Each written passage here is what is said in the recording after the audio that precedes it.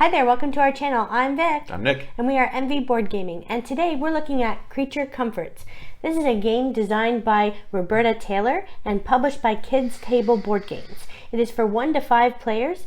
Nick is going to go through how you play, and then we're going to give our reviews. Hey there, let's go over a little bit of how to play Creature Comforts. So, you're going to set up here based upon if you want to have a long game, a short game. That will determine the number of seasons you have here. You have a reference right here as well. If you want to play a normal game, 8 months, or a short game, 6 months, right in there. So that will be determined by the number of cards you have up here. It also, every round you're going to reveal another one of these cards. But we can put the whole stack there. It doesn't matter for that. This is more the round timer. All right, so in this game, it's dice placement, but with a little twist, and I'll show you what I mean. The first thing I want to go over is the fact that you have your 2 own dice that you can start out with. And you can roll those dice now to start the game and put them in your little area right there.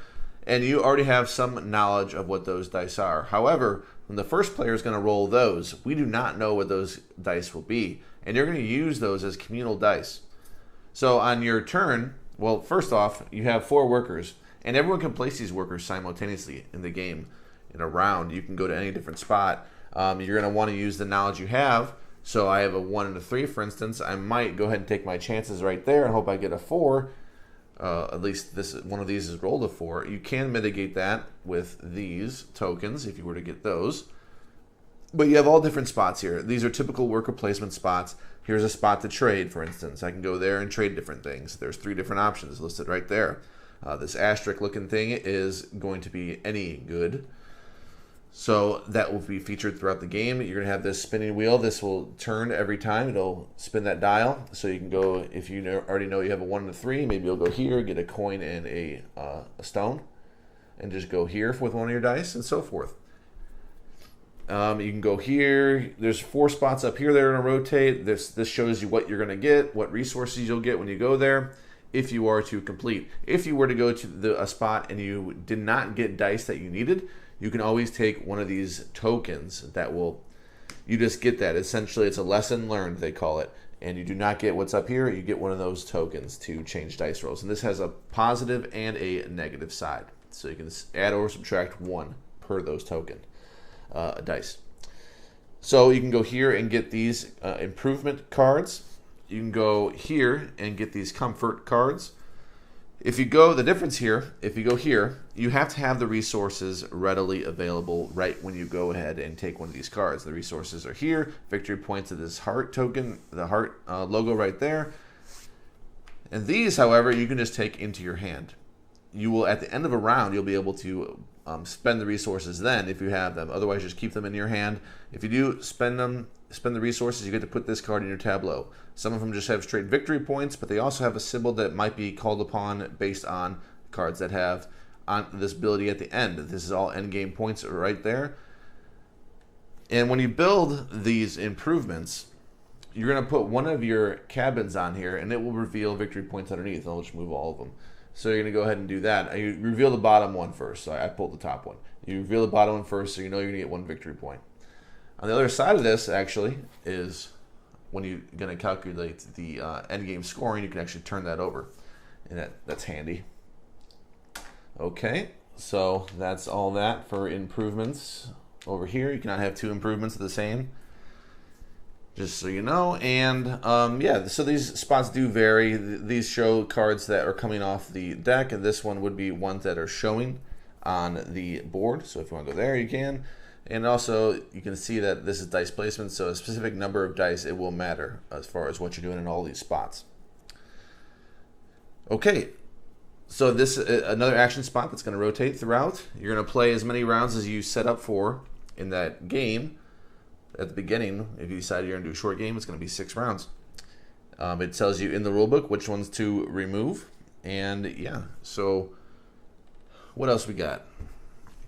So we said we roll these. When the first player is going to roll these, so the way that is everyone's actually assigning these simultaneously, putting out the workers, boom, and my opponents are doing that too. Then once everyone is assigned, first player is going to roll those, put that there, And then in turn order, you're going to go and resolve. So you're just going to assign, oh, okay, I don't have the 4 I wanted there. If I don't have one of these, well, that's tough luck. I can't do anything with that.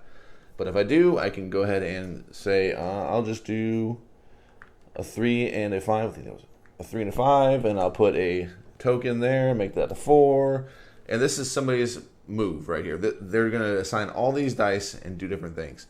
They didn't get a 3 here, maybe they won't do that. Maybe they'll put the 3 here. They have different options. They're going to go ahead and do whatever they need. This 5 is then useless. You can get the improvement token there because lesson learned. You can take them off the board and get that improvement token. You can do this as many as the dice. Let's say you want to do it a bunch. You can put a 5 here. You can do this action 5 times. If you really wanted the field, you can just use the 1 there and so forth. You get that. And then when your turn's done, you take everything off the board. When everyone's done, you can improve the comforts from your hand. They'll give you victory points at the end of the game. And yeah, the person with the most points is going to win. You're going to get points mostly from the improvements and the comfort cards. You're also going to get improvements from playing, the improvements based upon the cottages. You're actually just going to put it on there once you claim it in your area. You'll just put that on there. Fine, good. Some of them give you actually buildings that other people can go to that you can benefit from. So if somebody puts a dice there, they're going to get 2 wheat, and the owner's going to gain a wheat as well.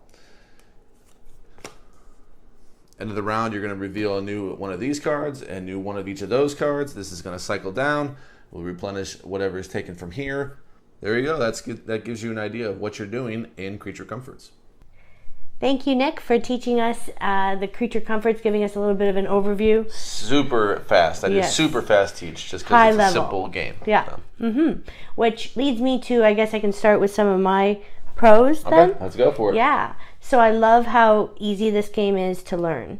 I thought that was really, it's always a good thing to add to a collection. I like simplicity. Sometimes we do play a lot of heavy games, so it's nice to break it up with those games that have a little bit easier complexity to learn for new players. Yeah, it feels like, and even for us, we don't have to relearn the game. Even when we put it down, it's like, I remember it. It's pretty, it's easy enough because we have to relearn every game we play, it seems like.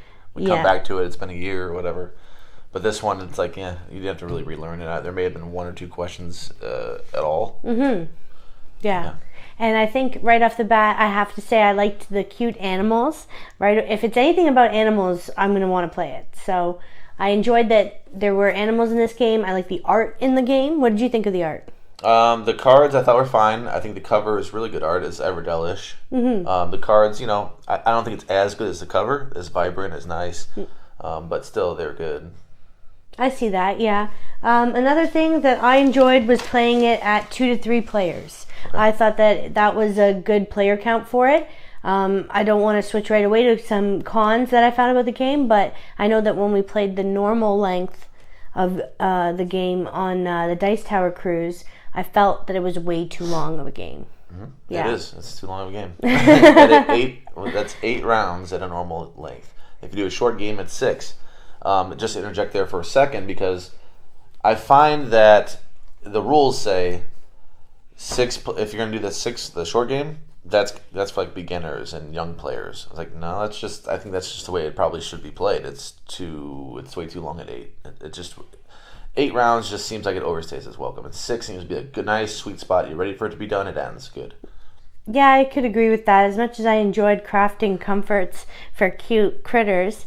That was a good alliteration there. I can see why, I definitely felt it was way too long when we were sitting around like, all right. Because one thing that I'm going to finish up with my pros on it, I thought that I enjoyed placing the workers without knowing the dice result in the game. That was interesting to put it out, not know. You only know so much information with your own dice, and you can see your opponent's dice too. And there are some interesting round actions or events that can come about. The travelers. Yeah, so I liked that, and I enjoyed some of the random, the way that the game presents the random goods in the meadows and the forest, instead of having the same places to go. Right. Yeah, I thought that was neat. Yeah. What are your pros? Pretty similar to yours, actually. Yeah. I was gonna say the dice placement. It was a simple dice placement, but you had imperfect information. You have 2 dice that out of 6, so you know a third of your choices.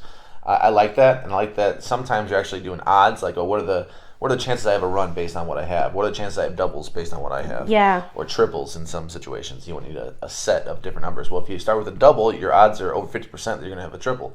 And what I'm saying is the meadow, and they have different, like Vic said, they rotate out in and out. And some of them, I know at least one we saw last game, you needed 3 of the same number. And if you have a pair already, the odds are in your favor when you're going to roll 4 more dice that you're going to get that triplet you need. And there's some mitigation there if you were to plan for it. I do like the thought that was behind the cards for the travelers that come in. This first step of every round is to reveal a traveler. I like some of the thoughts, the considerations of those actions and what you can do there. Sometimes you get a lessons learned. You trade things over there, it's just like a market action. But they tend to be very good in situations. Like, wow, that's a really good visitor that really helps you. And they have events on them too, so they're multifunction. They're not just a worker placement spot, but they give you an event that's either immediate, ongoing, or at the end. It's good. I like that. So there is some replayability here. There's a lot of those travelers, especially if you're playing short games where you're only doing 6 rounds. There's a whole, there's a deck of those. Yeah. Those are some of my pros. You got some negatives for us?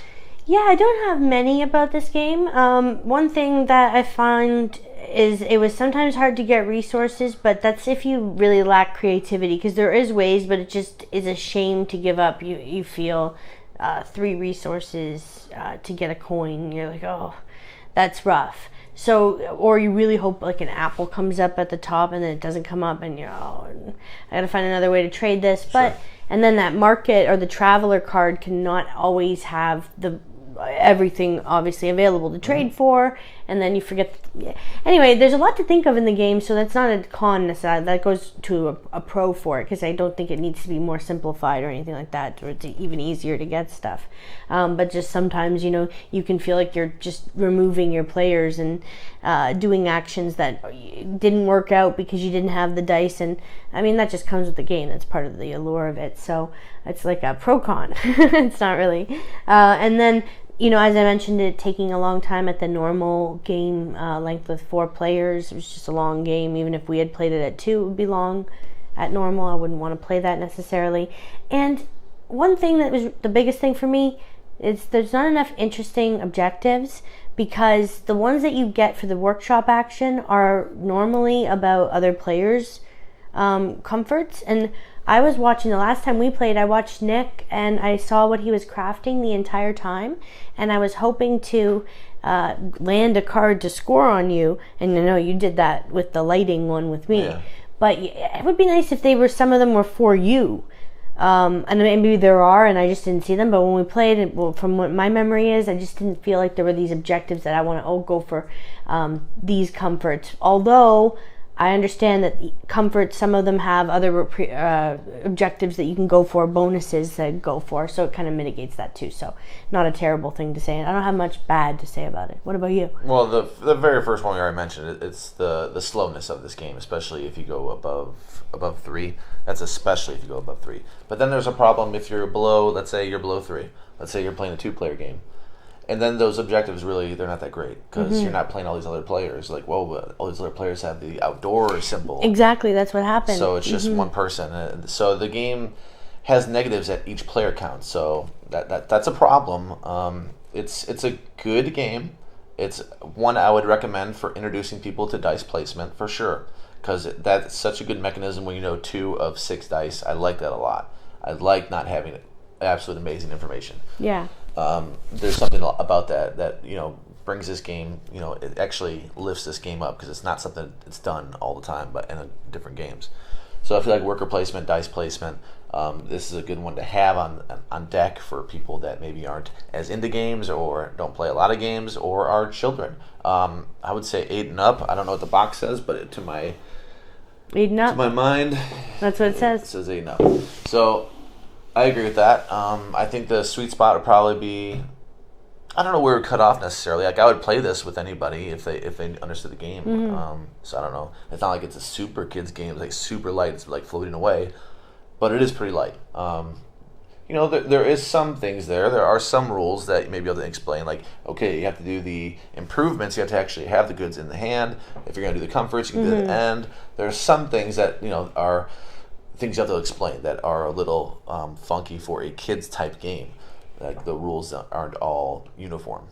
But, you know, a light game. Also, the books are not resources. You have to explain that to a kid. And the coins are not resources, just the yarn and the fruit and all those are resources. So there are, it's not just, you know, like I said, it's not floating away that there's no rules. You just play, you just put out dice and get stuff.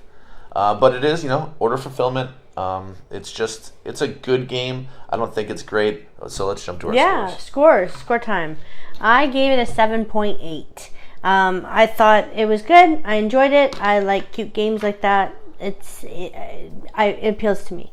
Yeah. For me, it's one of those that it's just barely staying in the collection just because of what it's used for. I'm not going to want to play it very much because it is standard order fulfillment. Like I feel like a lot of games do that. But it's worth staying in the collection. It's just hanging on there at a 7.5. So I enjoy it. It's good. It's just, does it stand out a lot? Aside from that dice placement mechanism where you don't know all the information, it doesn't. It doesn't stand out. That's the only thing that makes it stand out a little bit. Yeah. So for that, I give it credit. I like things that, you know, bring something new to the table. And this game at least did one thing that was new. Yeah, that's how we feel about Creature Comforts. Let us know in the comments if you've played this game or if you have any recommendations for other dice placement games that do interesting things with dice. And if you enjoyed this video, please click the like, thumbs up, and subscribe to our channel for more great reviews. We'll see you next time. See ya. Bye.